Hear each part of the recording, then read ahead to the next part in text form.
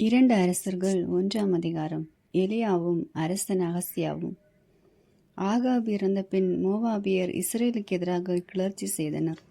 அப்பொழுது அகசியா சமாரியாவில் தன் மேல் மாடியில் இருந்து பலகணி வழியாய் கீழே விழுந்து காயமுற்றான். எனவே அவன் தூதரிடம், நீங்கள் எக்ரோனின் தெய்வமாகிய பாகால் சுபூபிடம் சென்று காயம் எனக்கு குணமாகுமா என்று கேட்டு வாருங்கள் என்று சொல்லி அனுப்பினான்.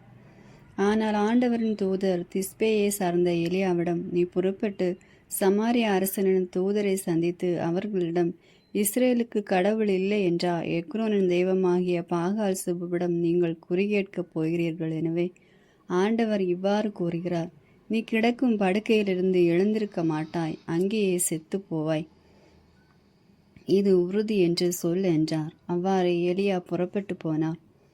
திரும்பி வந்த தூதரை நோக்கி அரசன், ஏன் திரும்பி வந்துவிட்டீர்கள் என்று அவர்களை கேட்டான். அதற்கு அவர்கள் மறுமொழியாக, வழியில் ஓர் ஆள் எங்களை சந்தித்து, நீங்கள் உங்களை அனுப்பின அரசனிடம் போய், ஆண்டவர் கூறுவது இதுவே, இஸ்ரேலுக்கு கடவுள் இல்லை என்றா நீ எக்ரோனின் தெய்வமாகிய பாகால் செபுவிடம் குறிக்கேட்க ஆள் அனுப்புகிறாய்? நீ கிடக்கும் படுக்கையிலிருந்து எழுந்திருக்க மாட்டாய், அங்கேயே செத்து போவாய், இது உறுதி என்று சொல்லுங்கள் என்றார் என்று கூறினார். அவன் அவர்களிடம், உங்களை சந்திக்க வந்த உங்களிடம் இவற்றை அறிவித்த ஆள் எப்படி இருந்தான் என்று கேட்டான்.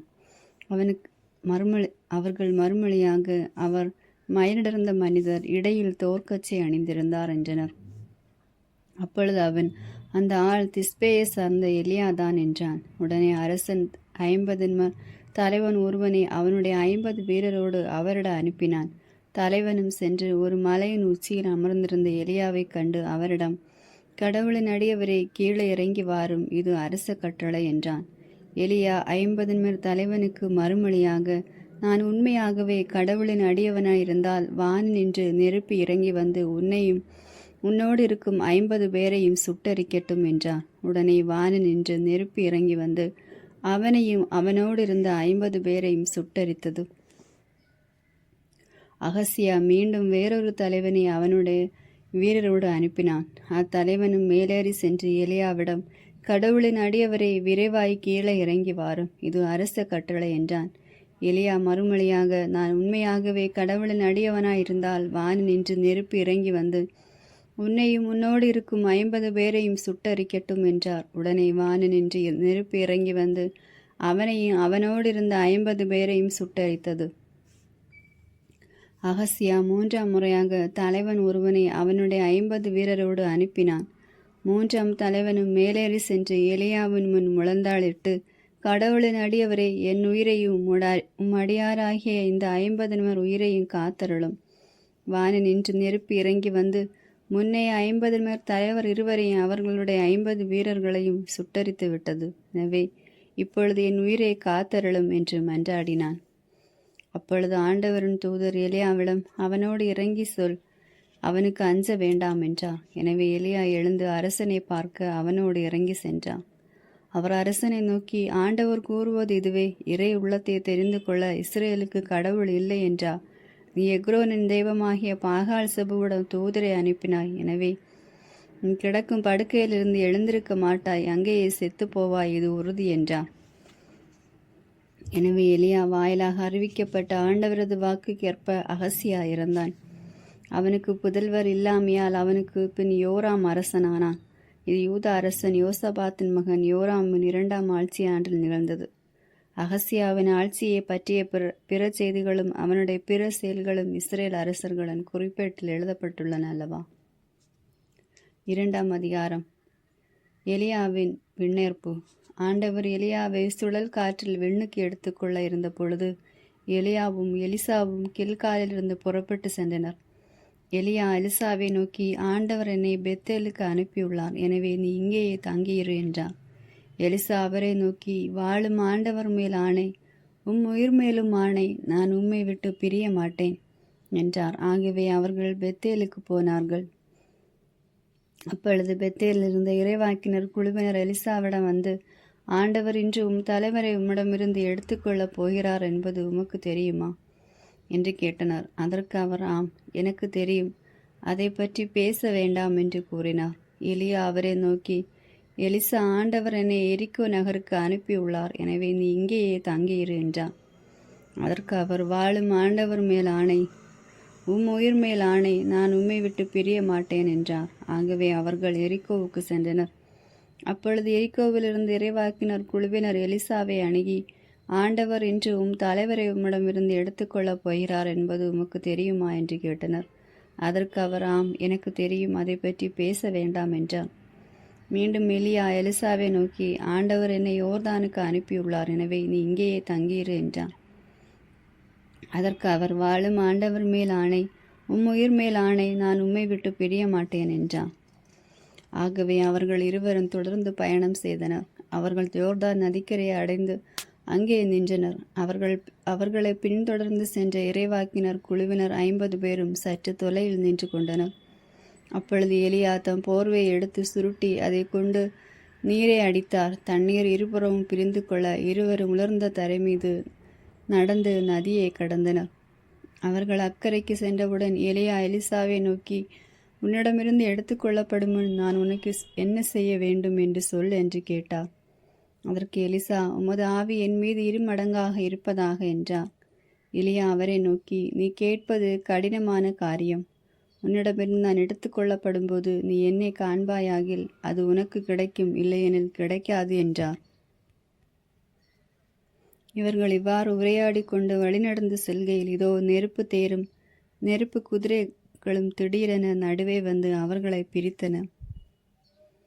எலியா சுழற்காற்றில் விண்ணகத்துக்கு சென்றார். எலிசா அதை கண்டு, என் தந்தாய், என் தந்தாய், இஸ்ரேலின் தேரே, அந்த தேரின் பாகனை என்று கதறினார். அதற்கு மேல் அவரால் அவரை காண முடியவில்லை. எனவே அவர் தம் உடைகளை பிடித்து 2ஆக கிழித்து கொண்டார். மேலும் அவர் எலியாவிடமிருந்து விழுந்த போர்வையை எடுத்துக்கொண்டு திரும்பி சென்று யோர்தான் கரையில் நின்றார். பின்பு அவர், எலியாவின் கடவுளாகிய ஆண்டவர் எங்கே இருக்கிறார் என்று சொல்லிக்கொண்டே எலியாவிடமிருந்து விழுந்த போர்வையின் தண்ணீரை அடித்தார். அப்படி அடித்தவுடன் தண்ணீர் 2ஆக பிரிய எலிசா அக்கறைக்கு சென்றார். எரிக்கோவில் இருந்த இறைவாக்கினர் குழுவினர் தம் கண்முன்னால் நிகழ்ந்தவற்றைக் கண்டு, எலியாவின் ஆவி எலிசாவின் மீது இறங்கி உள்ளது என்று கூறி அவர்கள் அவரிடம் வந்து அவர் முன் தரையில் வீழ்ந்து வணங்கினர். மேலும் அவரை நோக்கி, இதோ உம் அடியார்களிடம் 50 வலிமையான ஆட்கள் இருக்கின்றார்கள். அவர்கள் போய் தலைவரை தேடி கண்டு பிடிக்க தயவு செய்து அனுமதி தாரும். ஒருவேளை ஆண்டவரின் ஆவி அவரை தூக்கி ஏதாவது ஒரு மலையிலோ பள்ளத்தாக்கிலோ போட்டிருக்க கூடும் என்றனர். அதற்கு அவர் அவர்களை அனுப்ப வேண்டாம் என்றார். ஆனால் எலிசா சரிப்படையும் வரை அவர்கள் அவரை வற்புறுத்தினர். இறுதியாக அவர் அனுப்பி வையுங்கள் என்றார். எனவே அவர்கள் 50 ஆட்களை அனுப்பி வைத்தார்கள். அவர்கள் 3 நாள் தேடியும் அவரை கண்டுபிடிக்க முடியவில்லை. எனவே அவர்கள் எரிக்கோவில் தங்கியிருந்த எலிசாவிடம் திரும்பி வந்தனர். அவர் அவர்களிடம், போக வேண்டாம் என்று நான் உங்களுக்கு முன்பே சொல்லவில்லையா என்றார். எலிசாவின் வியத்தகு செயல்கள். அந்த நகர மக்கள் எலிசாவை நோக்கி, இந்நகர் நல்ல இடத்தில் அமைந்துள்ளது என்பதையும் தலைவராகிய தாங்கள் அறிவீர். ஆயினும் இங்கு நல்ல தண்ணீர் இல்லை, நிலமும் நற்பலன் தருவதில்லை என்றனர். அதற்கு அவர், ஒரு புது கிண்ணத்தில் கொஞ்சம் உப்பை போட்டு கொண்டு வாருங்கள் என்றார். அவர்கள் அவ்வாறே கொண்டு வர எலிசா நீரூற்றின் அருகே சென்று நீரில் உப்பை கொட்டி, இதோ ஆண்டவர் கூறுகிறார், இத்தண்ணீரை நான் நல்லதாக மாற்றியுள்ளேன், இனிமேல் சாவும் இராது, நிலமும் பயன் தரும் என்றான். அன்று முதல் இன்று வரை அத்தண்ணீர் எலிசாவின் வாக்குக்கேற்ப நல்லதாக இருக்கின்றது. அங்கிருந்த எலிசா பெத்தேலுக்கு ஏறி சென்றான். அவ்வாறு அவர் செல்லும் வழியில் சில சிறுவர் நகர நின்று வந்து, வழுக்கிய தலையா போ, வழுக்கிய தலையா போ என்று ஏளனம் செய்தனர். எலிசா அவர்களை திரும்பி பார்த்து ஆண்டவரின் பெயரால் அவர்களை சபித்தார். உடனே காட்டிலிருந்த 2 பெண் கரடிகள் வெளிவந்து சிறுவர்கள் 42 பேரையும் குதறி போட்டன. பின்பு எலிசா கர்மேல் மலைக்கு சென்று அங்கிருந்து சமாரியாவுக்கு திரும்பினார். 3ஆம் அதிகாரம். இஸ்ரேலுக்கும் மோவாவுக்கும் இடையே போர். யூதாவின் அரசன் யோசபாத்தினுடைய ஆட்சியின் 18ஆம் ஆண்டில் ஆகாபின் மகன் யோராம் இஸ்ரேலின் அரசனானான். அவன் 12 ஆண்டுகள் சமாரியாவில் இருந்து கொண்டு ஆட்சி செலுத்தினான். அவன் ஆண்டவரின் பார்வையில் தீயதெனப்பட்டதை செய்த போதிலும் தன் தாய் தந்தையைப் போல் அவ்வளவு தீயவனாயில்லை. ஏனெனில் அவன் தன் தந்தை செய்து வைத்திருந்த பாகால் சிலை தூணை அகற்றிவிட்டான். எனினும் இஸ்ரேலை பாவத்திற்குள்ளாக்கிய நெபாற்றின் மகன் ஏரோபாமின் தீய வழியில் அவனும் நிலையாய் நின்றான். அதை விட்டு அவன் விலகவில்லை. இது நிற்க மோவாபிய மன்னன் மேசா ஏராளமான ஆட்டு மந்தைகளை வளர்த்து வந்தான். அவன் இஸ்ரேல் அரசனுக்கு ஆண்டுக்கு 1,00,000 செம்மறிகளையும் 1,00,000 ஆட்டுக்கிடாய்களின் கம்பளி ரோமத்தையும் கப்பமாக கொடுத்து வந்தான். ஆனால் ஆகாப் இறந்த பின் மோவாபிய மன்னன் இஸ்ரேல் அரசனுக்கு எதிராக கிளர்ச்சி செய்தான். எனவே அரசன் யோராம் உடனே இஸ்ரேலர் அனைவரையும் சமாரியாவில் ஒன்று திரட்டினான். அவ்வாறு அவன் செல்கையில், மோவாபிய மன்னன் எனக்கு எதிராய் கிளர்ச்சி செய்கிறான், எனவே மோவாபுக்கு எதிராய் போரிட என்னோடு வருவீரா என்று கேட்குமாறு யூதாவின் அரசன் யோசபாத்திடம் ஆள் அனுப்பினான். அவன் மறுமொழியாக, வருகிறேன், உம்மை போலவே நானும் தயார், உம் மக்களைப் போலவே என் மக்களும், உம் குதிரைகள் போலவே என் குதிரைகளும் என்றான். பின்பு அவன் எவ்வழியே சென்று நாம் தாக்கலாம் என்று கேட்டான். அதற்கு அவன், ஏதோ பாலைநில வழியாக போவோம் என்று பதிலளித்தான். அவ்வாறே இஸ்ரேல் அரசன் யூதாவின் அரசனோடும் ஏதோமின் மன்னனோடும் புறப்பட்டான். அவர்கள் 7 நாள் கற்ற வழி சுற்று வழியில் சென்ற பின் படைவீரர்களும் அவர்களை பின்தொடர்ந்த விலங்கினங்களும் தண்ணீர் கிடைக்கவில்லை. அப்பொழுது இஸ்ரேலின் அரசன், அந்தோ அரசர்களாகிய நம் மூவரையும் ஆண்டவர் இங்கே கூட்டி வந்தது மோவாபியர் கையில் ஒப்புவிக்கவா என்றான். அப்பொழுது யோசாபாத்து, ஆண்டவரின் விருப்பத்தை தெரிவிக்கக்கூடிய இறைவாக்கினர் யாரும் இங்கு இல்லையா என்று கேட்டான். இஸ்ரேல் அரசனின் பணியாளன் ஒருவன், சாபாற்றின் மகன் எலிசா இங்கே இருக்கிறார், இவர் எலியா கைகளை கழுவும் போது தண்ணீர் ஊற்றி வந்தவர் என்றான். யோசபாத்து, ஆம், ஆண்டவரின் வாக்கு அவரிடம் உள்ளது என்றான். எனவே இஸ்ரேலின் அரசன் யோசபாத்து ஏதோமின் மன்னன் ஆகிய மூவரும் எலிசாவிடம் சென்றனர். எலிசா இஸ்ரேல் அரசனிடம், உனக்கும் எனக்கும் என்ன உறவு? உன் தந்தை நிறைவாக்கினரையும் உன் தாயின் நிறைவாக்கினரை நாடி செல் என்றார். ஆனால் இஸ்ரேலின் அரசன், இல்லை, ஆண்டவர் தாம் அரசர்களாகிய எங்கள் மூவரையும் மோவாபியர் கையில் ஒப்புவிக்கும்படி இங்கே கூட்டி வந்துள்ளார் என்றான். எலிசா அவனை நோக்கி, நான் பணியும் படைகளின் வாளும் ஆண்டவர் மேல் ஆணை, யூதாவின் அரசன் யோசபாத்தின் மீது நான் பெருமதிப்பு கொண்டுள்ளேன். இல்லையில் உன் முகத்தில் விழித்திருக்கவே மாட்டேன். ஒரு பாணனை அழைத்து வாருங்கள் என்றார். அவ்வாறே பாணன் ஒருவன் வந்து யாழிசைக்கவே ஆண்டவரது ஆற்றல் எலிசாவின் மேல் இறங்கியது. அப்பொழுது அவர், ஆண்டவர் இவ்வாறு கூறுகிறார், இந்த பள்ளத்தாக்கு எங்கும் குழிகளை வெட்டுங்கள். ஏனெனில் ஆண்டவர் கூறுவது இதுவே, நீங்கள் காற்றையோ மழையோ காணப்போவதில்லை, ஆயினும் இந்த பள்ளத்தாக்கு தண்ணீரால் நிரப்பப்படும். நீங்களும் உங்கள் கால்நடைகளும் விலங்கினங்களும் நீர் அருந்துவீர்கள்.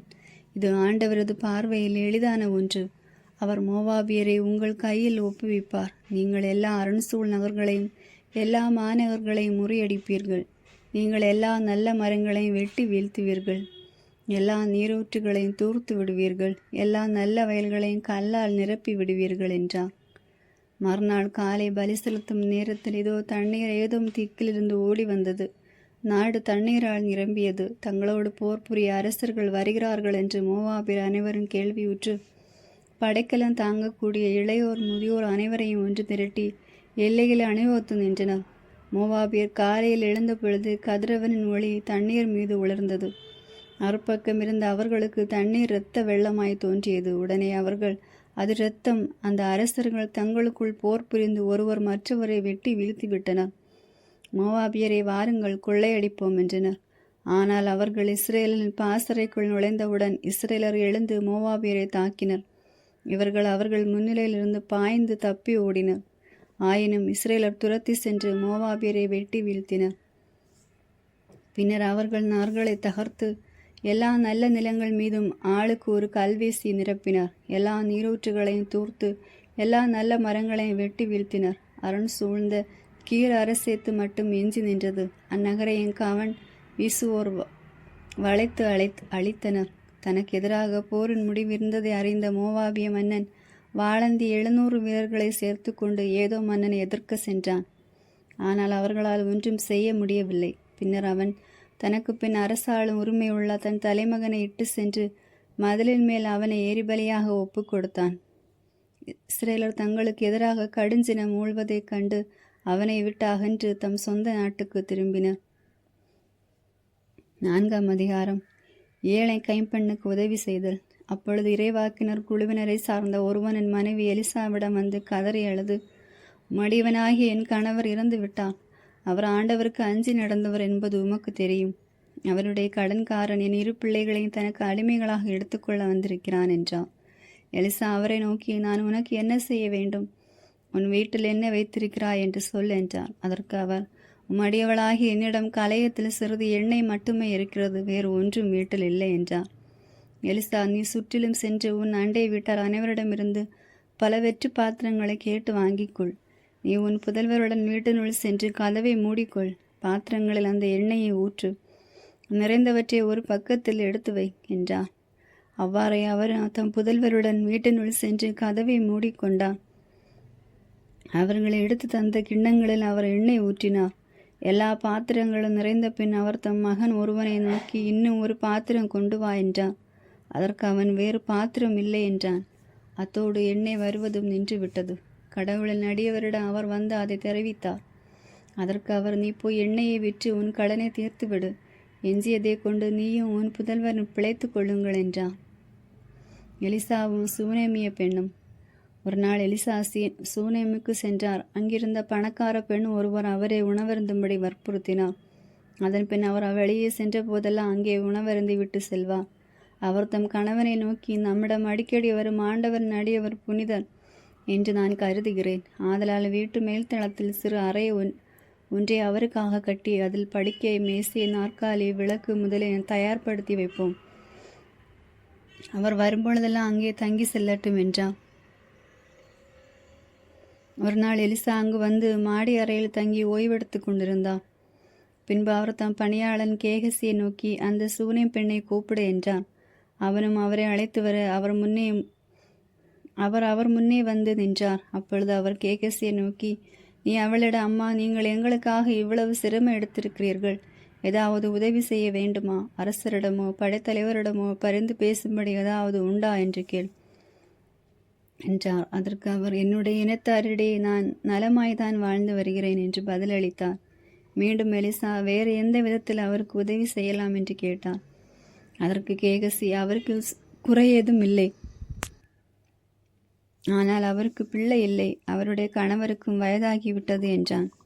எலிசா, அவளை இங்கே வர சொல் என்றார். அவ்வாறே அவன் அவரை அழைக்க அவரும் கதவருகில் வந்து நின்றார். எலிசா அவரை நோக்கி, அடுத்த ஆண்டு இதே பருவத்தில் உனக்கு ஒரு மகன் பிறந்திருப்பான் என்றார்.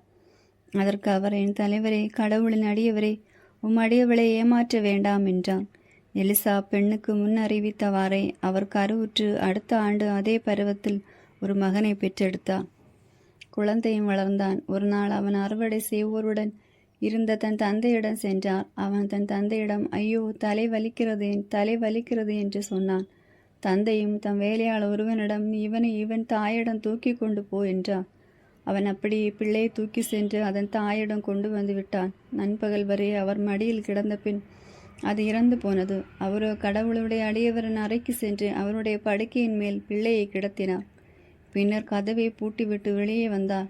தம் கணவனை அழைத்து அவரிடம், வேலைக்காரன் ஒருவனை ஒரு கழுதையுடன் என்னோடு அனுப்பி வைக்கவும், கடவுளின் அடியவரிடம் நான் உடனே போக வேண்டும், விரைவில் திரும்பி வருகிறேன் என்றார். அதற்கு அவருடைய கணவர், நீ அவரிடம் போக வேண்டிய காரணம் என்ன? இன்று அமாவாசையும் இல்லை, ஓய்வு நாளும் இல்லையே என்றார். அதற்கு அப்பெண், நல்லதற்கு தான் என்றார்.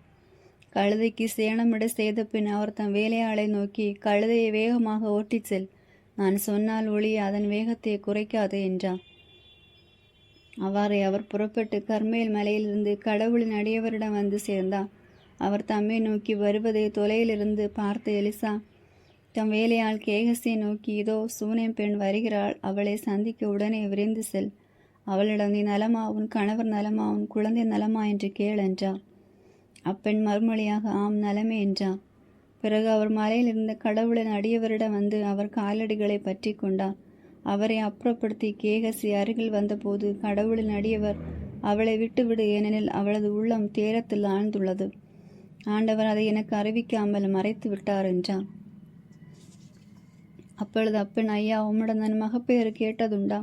என்னை ஏமாற்ற வேண்டாம் என்று உமக்கு நான் முன்பே சொல்லவில்லையா என்றார்.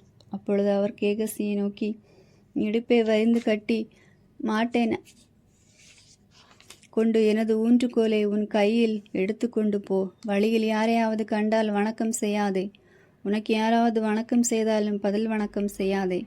என் ஊன்றுகோலை பிள்ளையின் முகத்தின் மேல் வை என்றார். ஆனால் பிள்ளையின் தாய், வாழும் ஆண்டவர் மேல் ஆணை, உயிர் மேலும் ஆணை, உண்மை நான் விடமாட்டேன் என்றார்.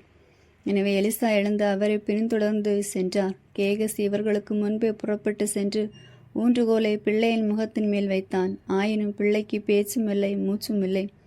எனவே அவன் தன் தலைவரை எதிர்கொண்டு வந்து பிள்ளை கண் திறக்கவில்லை என்று அறிவித்தான். எலிசா வீட்டினுள் நுழைந்தபோது இறந்த பிள்ளை தம் படுக்கையில் கிடப்பதை கண்டார். உடனே அவர் உள்ளே சென்று அவர்கள் இருவரும் வெளியே இருக்க கதவை தாளிட்டு கொண்டு ஆண்டவரை நோக்கி மன்றாடினார். பின்பு படுக்கையின் மேல் ஏறி வாயோடு வாயும் கண்களோடு கண்களும் கைகளோடு கைகளும் வைத்து பிள்ளையின் மேல் படுத்தார். உடனே பிள்ளையின் உடம்பில் சூடு ஏறியது. பின்பு கீழிறங்கி அறையிலே அங்கும் இங்கும் உலாவினார். மறுபடியும் படுக்கையின் மேல் ஏறி அவன் மீது படுத்து கொண்டார். அப்பொழுது பிள்ளை 7 முறை தும்மிய பின் கண் திறந்தது. எனவே எலிசா கேகசியை கூப்பிட்டு அந்த சூனை பெண்ணை அழைத்து வா என்றார். அவ்வாறே அவன் அழைக்க அவன் எலிசாவிடம் வந்தான். அவர் அப்பெண்ணை நோக்கி, உன் மகனை தூக்கிக்கொள் என்றார். அப்பெண் உள்ளே வந்து அவர் காலடியில் தரை மட்டும் வீழ்ந்து வணங்கிய பின் தன் மகனை தூக்கி கொண்டு போனார். வேறு அரும் செயல்கள். எலிசா கில்காலுக்கு திரும்பினார். அப்பொழுது நாட்டில் பஞ்சம் நிலவியது. இறைவாக்கினர் குழுவினர் அவர் முன் அமர்ந்திருக்கையில் எலிசா தம் பணியாளன் ஒருவனை நோக்கி, நீ ஒரு பெரிய பானையை எடுத்து அதில் இறைவாக்கினர் குழுவினருக்கு கூழ் காய்ச்சி என்றார். அப்பொழுது அவர்கள் ஒருவன் காட்டுக்கீரை பறிப்பதற்காக வயலுக்கு சென்றான். அங்கே அவன் போய் குமட்டி கொடியை கண்டு அதன் காய்களை தன் போர்வை நிறைய பறித்து கொண்டு வந்தான். அவை என்னவென்று தெரியாமல் அவற்றை நறுக்கி பானையில் போட்டு அவன் வேக வைத்தான். பின்பு அவன் அவர்கள் உண்ணுமாறு அதை பரிமாறினான். அவர்கள் அந்த கூழை உண்ணத் தொடங்கியதும் கடவுளின் அடியவரை பானையில் நஞ்சு என்று அலறினர். அவர்களால் அதை மேலும் உண்ண முடியவில்லை. அப்பொழுது அவர் கொஞ்சம் மாவு கொண்டு வாருங்கள் என்றார். அவர் அதை பானையில் போட்டு இவர்கள் உண்ணும்படி இதை பரிமாறுங்கள் என்று சொன்னார். பானையில் இருந்தது அவர்களுக்கு ஒரு தீங்கும் செய்யவில்லை. பாகால் சாலிசாவை சார்ந்த ஒரு மனிதர் புது தானியத்தில் செய்யப்பட்ட 20 வார்கோதுமை அப்பங்களையும் தம் கோணிப்பையில் முற்றிய தானிய கதிர்களையும் கடவுளின் அடியவரிடம் கொண்டு வந்தார். எலிசா மக்களுக்கு உண்ணக்கூடு என்றார். அவருடைய பணியாளன், இந்த 100 பேருக்கு இதை நான் எப்படி பரிமாறுவேன் என்றான். அவரோ, இவற்றை இம்மக்களுக்கு உண்ணக்கூடு, ஏனெனில் உண்ட பின்னும் மீதி இருக்கும் என்று ஆண்டவர் கூறுகிறார் என்றார். அவ்வாறே அவன் அவர்களுக்கு பரிமாற அவர்கள் உண்டனர். ஆண்டவரது வாக்கின்படி மீதியும் இருந்தது. 5ஆம் அதிகாரம். நாமான் நலம் பெறுதல். சிறிய மன்னன் படைத்தலைவனான நாமான் தம் தலைவனிடம் சிறப்பும் நன்மதிப்பும் பெற்றிருந்தார். ஏனெனில் அவர் மூலமாய் ஆண்டவர் சிரியாவுக்கு வெற்றி அளித்திருந்தார். அவர் வலிமை மிக்க வீரர், ஆனால் தொழுநோயாளி. சிறிய நாட்டினர் ஒருமுறை கொள்ளையடிக்க சென்ற பொழுது இஸ்ரேலை சார்ந்த ஒரு சிறுமியை கடத்தி கொண்டு வந்திருந்தனர். அவள் நாமானின் மனைவிக்கு பணிவிடை புரிந்து வந்தாள். அவள் தன் தலைவியை நோக்கி, என் தலைவர் சமாரியாவில் இருக்கும் இறைவாக்கினர் முன்னிலையில் சென்றாரெனில் அவர் இவரது தொழுநோயை குணமாக்குவார் என்றாள். எனவே நாமான் தம் தலைவரிடம் சென்று, இஸ்ரேல் நாட்டை சார்ந்த சிறுமி இவ்வாறு கூறுகிறாள் என்று அவனுக்கு தெரிவித்தார். அப்பொழுது சிறிய மன்னர், சென்று வாரும், நான் இஸ்ரேல் அரசனுக்கு மடல் தருகிறேன் என்றார். எனவே நாமான் ஏறத்தாழ 400 கிலோ வெள்ளியையும் 6000 பொற்காசுகளையும் 10 பட்டாடைகளையும் எடுத்துக்கொண்டு பயணமானார். அவர் இஸ்ரேல் அரசனிடம் அம்மடலை கொடுத்தார். அதில், இத்துடன் என் பணியாளன் நாமானை உம்மிடம் அனுப்புகிறேன், அவனது தொழுநோயை நீர் குணமாக்க வேண்டும் என்று எழுதப்பட்டிருந்தது. இஸ்ரேல் அரசன் அம்மடலை தடித்தவுடன் தன் ஆடைகளை கிழித்து கொண்டு, நான் என்ன கடவுளா? உயிரை கொடுக்கவும் உயிரை எடுக்கவும் என்னால் இயலுமா? சிரியா மன்னன் ஒருவனை என்னிடம் அனுப்பி அவனுக்குள்ள தொழுநோயை குணப்படுத்த சொல்கிறானே, என்னோடு போரிட அவன் வாய்ப்பு தேடுவதை பார்த்தீர்களா என்று கூறினான். கடவுளின் அடியவரான எலிசா இஸ்ரேல் அரசன் இவ்வாறு தன் ஆடைகளை கிழித்து கொண்ட செய்தியை கேள்வியுற்று அவனிடம் ஆள் அனுப்பி, நீரேன் உடைகளை கிழித்து கொண்டீர்? அவன் என்னிடம் வரட்டும், இஸ்ரேல் ஒரு இறைவாக்கினர் உள்ளார் என அவன் அறியட்டும் என்று சொன்னார்.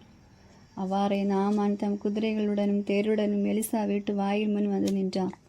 எலிசா, நீ போய் யோர்தானில் 7 முறை மூழ்கினால் உன் உடல் நலம் பெறும் என்று ஆள் அனுப்ப சொன்னான். எனவே நாமான் சினமுற்று வெளியேறினார்.